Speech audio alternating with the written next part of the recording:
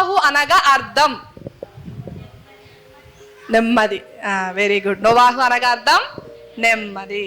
Right. మీ question, గుడారంలో నివసించు వారికి మూల పురుషుడు ఎవరు? గుడారాలలో నివసించేవారు. ఇప్పుడు గుడారాలు వేసుకొని నివసిస్తారు యాబాలు. Very good, right answer.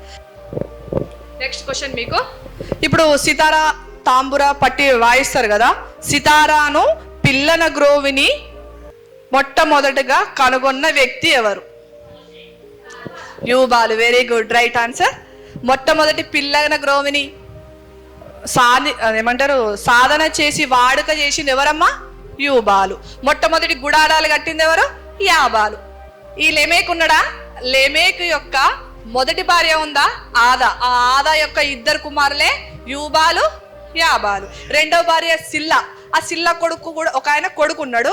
ఆయనే రాగి తోటి తయారు చేసే వస్తువులు ఉంటాయి చూడండి, ఆ పనిముట్లను ఆయన రెడీ చేస్తాడు అనమాట. ఆదాము సంతానం ఎంతమంది? ఇద్దరు.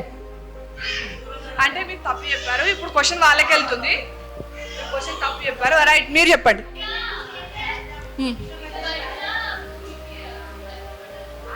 Very good. అక్షయ్ అందరు సపోర్ట్లు కొట్టండి. ఎక్స్ప్లెనేషన్ చూద్దాం. వారికి పాయింట్, బి సెక్షన్ కి పాయింట్. Very good. ఆదికాండం 5వ అధ్యాయం. అందరు ఏమనుకుంటారంటే ఆదాము అవ్వకు కయీను, హేబేలు, షేతు ముగ్గురే అనుకుంటారు.